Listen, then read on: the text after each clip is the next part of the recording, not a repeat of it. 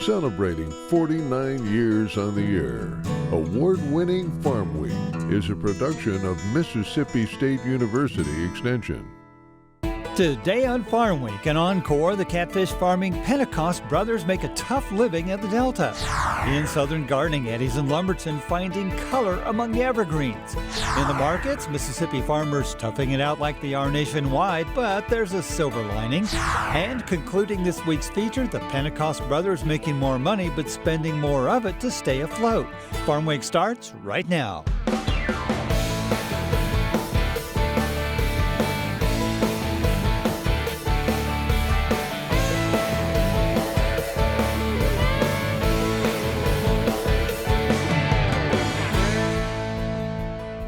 Hello everyone, I'm Zach Ashmore. And I'm Mike Russell. Great to have you with us again here on Farm Week.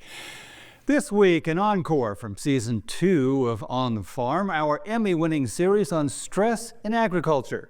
That stress is certainly a part of daily life for the two brothers you are about to meet. Ed and Ben Pentecost run a catfish farm in the Mississippi Delta.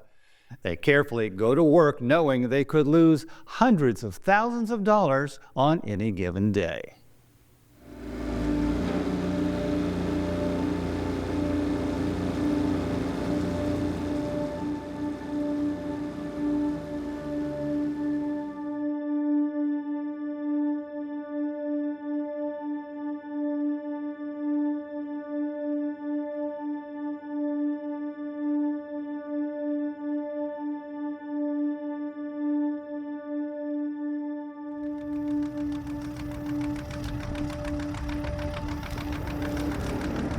I'm Ed Pentecost from Dodgeville, Mississippi, and I'm a partner in Pentecost Brothers, a catfish farm. We farm-raised catfish on 585 acres of water in Sunflower County. We grew up on a row crop farm. Our dad raised rice and soybeans, so he retired in 1985, and Ed and I took over the farm, and we were raising rice, soybeans, and catfish. Catfish was really taking off at the time, back in the early 80s. It was expanding very rapidly. We actually built 4 ponds that year. The next year we built 4 more. Then we waited a couple of years, built 4 more. It just expanded over time until we were eventually spending a lot more of our time and energy on the catfish than we were on the row crop. But at that time, 95% of our income was coming from fish and about 5% from farm. And our time wasn't divided that way. Our time was more 50-50. So we went up total fish starting in 1993.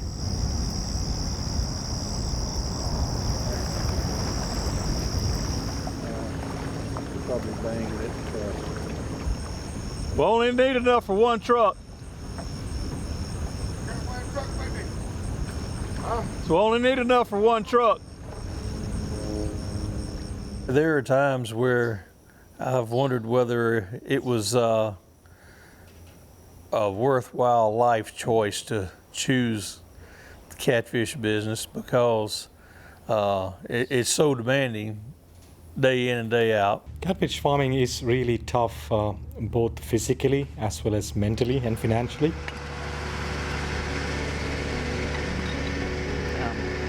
In the United States, aquaculture is not a labor-heavy industry, it's more capital-oriented. So there is less number of people managing huge amounts of fish, so that makes it much more rigorous in their management aspects. So the owner or the manager has a lot more duties that is atypical in other aquaculture sectors.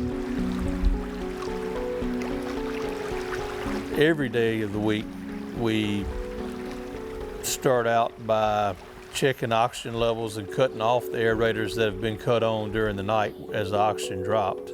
Fish have to have oxygen just as people do. They get theirs out of the water like we get ours out of the air. The aerators float out in the pond, and they have a 10-horse motor, and they churn the water to put oxygen in the water. The finer the particles you can break the water, the more oxygen it can absorb. We try to keep the fish in real good shape overnight because we don't get paid for any that arrive at the plant in bad condition. You know, they'll if they're dead or too weak. Sometimes weakness will cause red spots in the fish. When the truck gets here, we'll get out there with a boat and gather them up and tighten them up where we can dip them with our loader. We load anywhere from 500 to 1,500 pounds in the dip. On a bob truck, we usually load around 15,000 pounds. On a trailer, 25,000 pounds. It's something, like I said, we do at least twice a week, year round. Market prices can be a challenge too. Right now we're experiencing the highest prices that we ever have. But even though the price of fish is higher than it's ever been, we're also paying more for feed than we ever have. It's highest prices ever. Where the cheapest formulas are well over $500 a ton. So that adds up quickly when you feed daily. Feed is the biggest of all the financial input that you require. So feed appropriates close to about 45 to 50% of the total cost of the farming.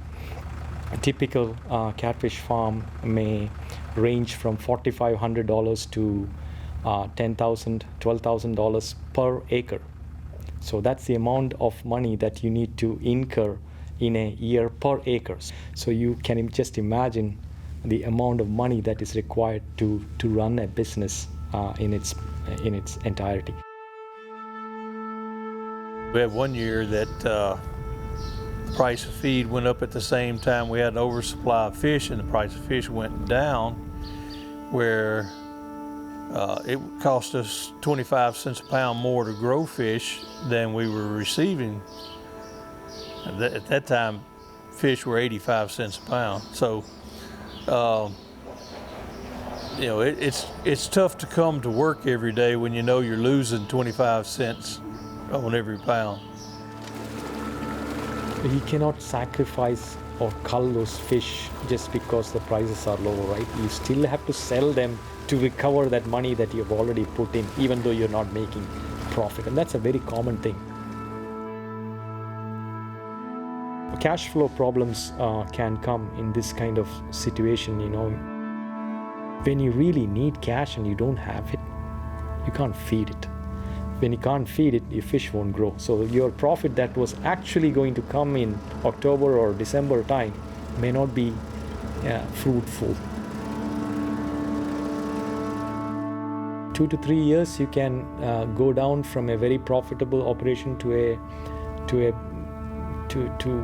bankruptcy.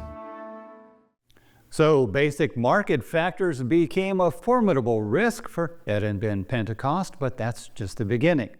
We'll have the conclusion of their story coming up a little later in the show. On the lighter side, time for this week's Southern Gardening. Eddie Smith is in Lumberton, Mississippi. Once again, that's about a half hour south of Hattiesburg, with 2 eye-catching yet low-maintenance examples of evergreen sheen. Here's Eddie Smith.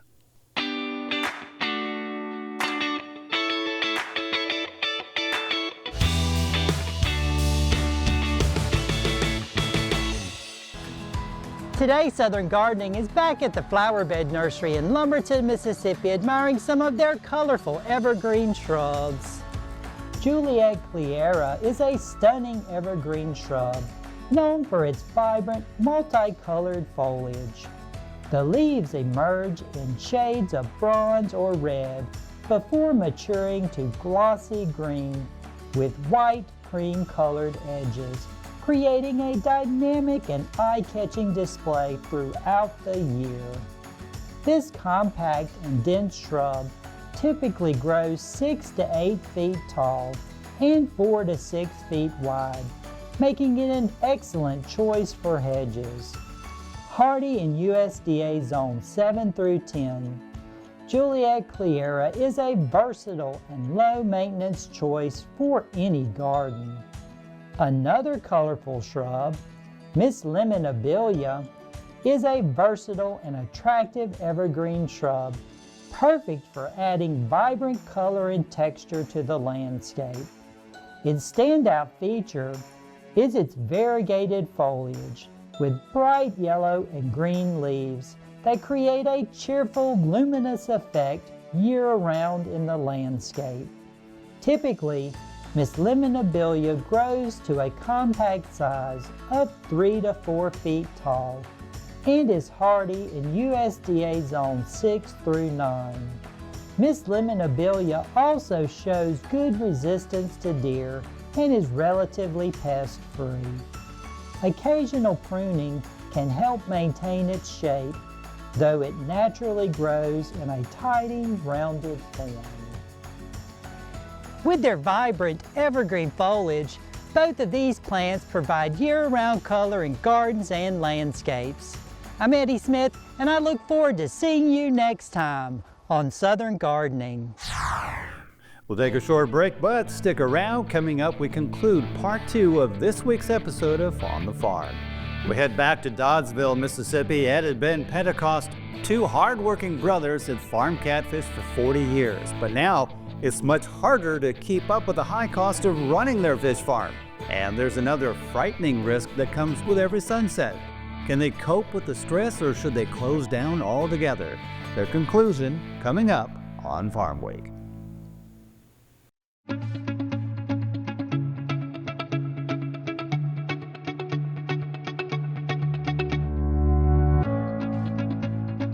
I believe in people and their hopes, their aspirations and their faith.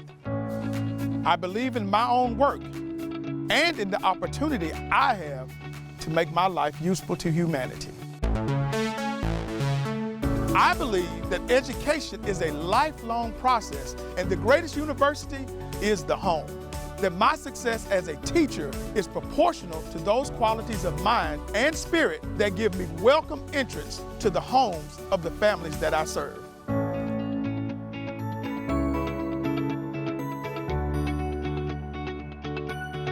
Because I believe these things, I am an extension professional.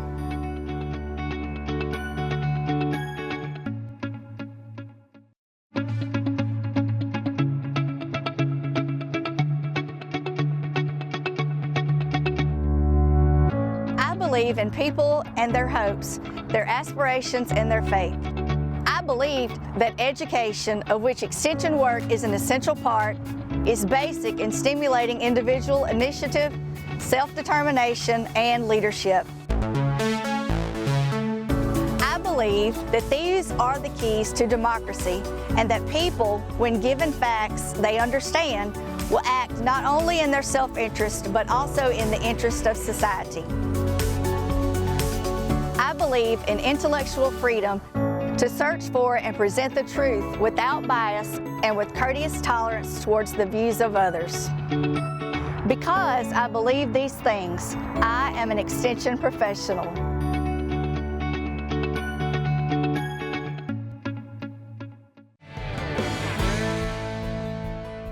Last week, we talked about a USDA report on U.S. farmer income from last year, along with projections for 2026. This week, we dig deeper into the issue and focus solely on Mississippi.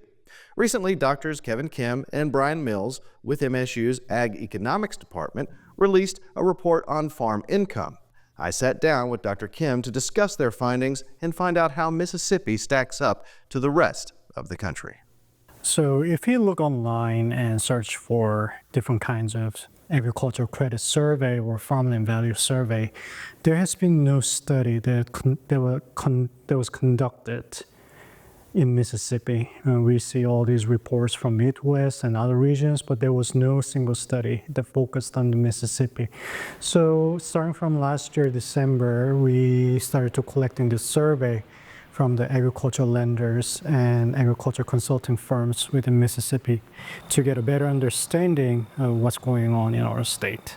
So not surprisingly, as we discussed last week, most of the respondents replied that the farm income level in the state has decreased in 2025 compared to 2024.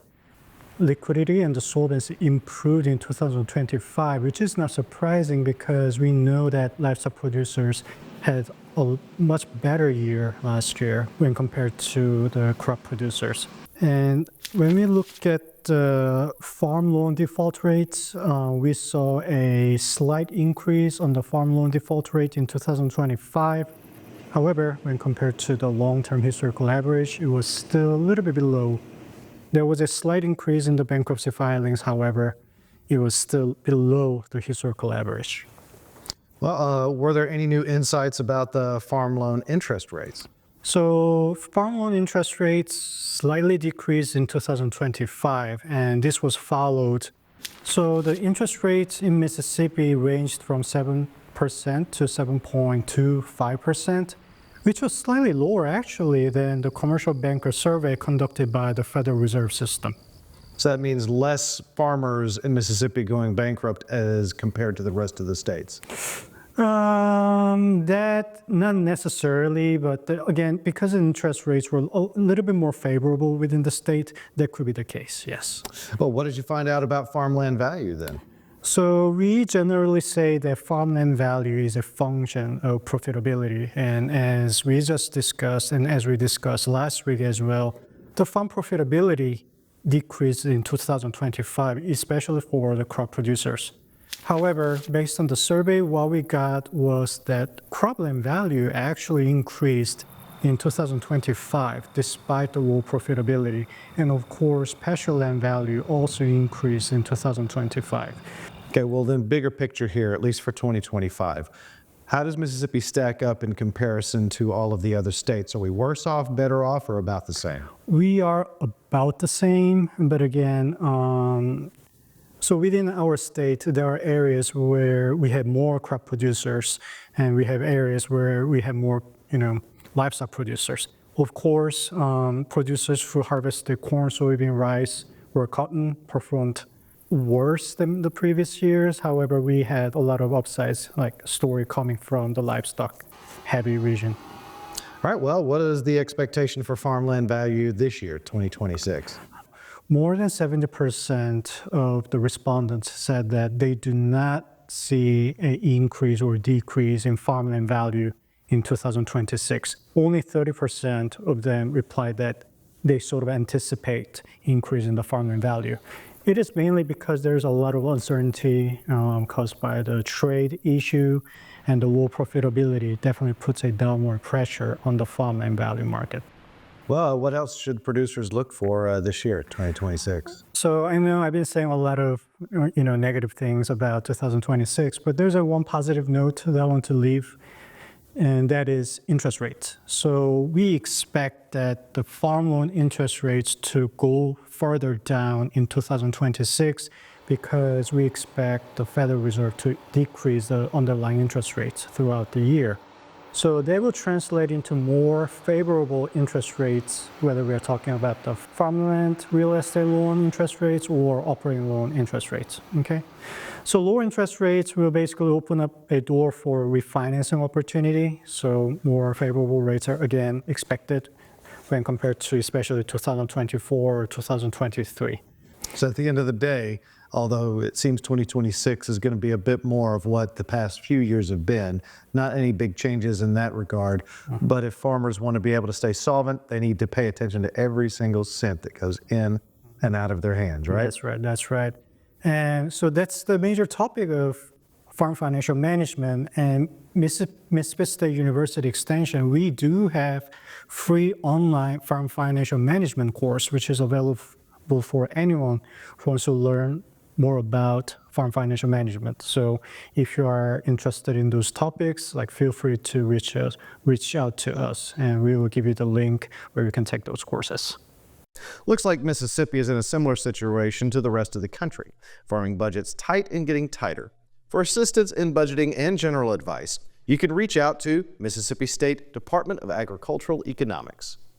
Now the conclusion of this week's On the Farm extended feature. At Embed Pentecost understand the day-to-day market risks of farming catfish. Those risks are significant, but they're only part of the picture. We pick up with another kind of risk that comes up when the sun goes down.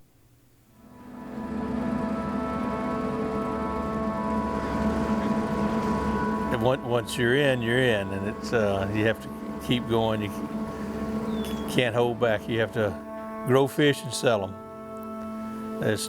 They're not like soybeans that you can put in a bin and store. You have to keep them alive and keep them fed, so the expense never stops.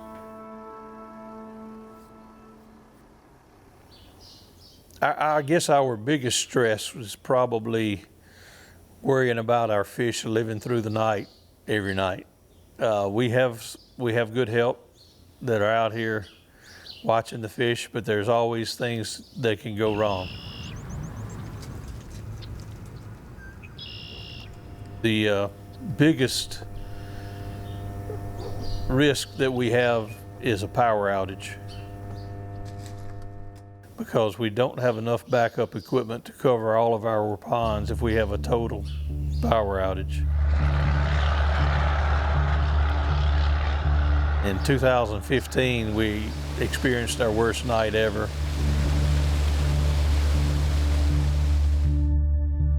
Someone hit a power pole that took the town north and south of us out, and all of our power totally.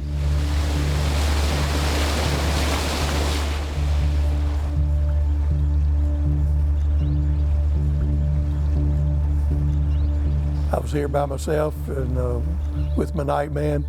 He called me about 8:30 at night, had an electrical outage. So I called the electric company. They tell me it'll be 3 hours. And we already had every piece of equipment running. It was the kind of night that everything was already running before the power went out. We were all out here playing musical chairs with our tractor aerators, trying to keep fish alive. They pop up in one pond, we put an aerator in, get them back down, and then they'd pop up in the pond we pulled that aerator from. And we just moved around waiting on a repair that never came. We estimated that we lost over 300,000 pounds of fish that night. That's a level of stress that most people don't even have to face, but we've had things like that happen so many times that we keep, get over it and keep going.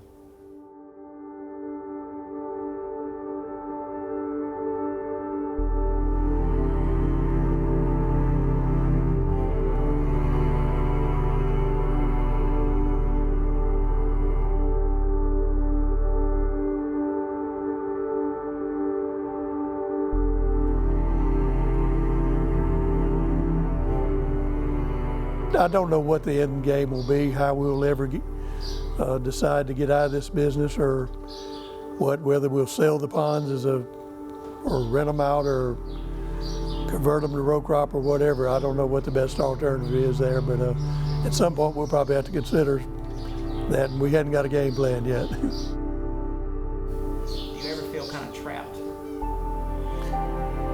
Yeah. If we decided today that we're stopping, we're getting out, we'd be faced with how do we sell what inventory of fish we have. It usually takes a year to sell the amount of fish that we have in inventory now, and they may not all be big enough right now, so some will require some more feed. Well, if you keep feeding them, you keep checking oxygen, you keep all the same labor.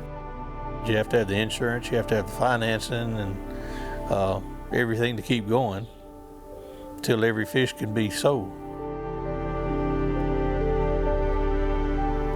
Then you have the ponds, and have to decide, what to do with those ponds. Are they going to be farmed, or are they going to be rented to someone or sold to someone who's going to grow fish?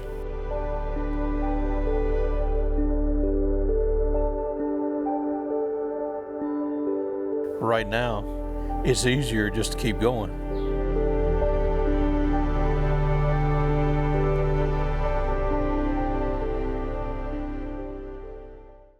Ed and Ben kept their chins held high, but the stress was intense.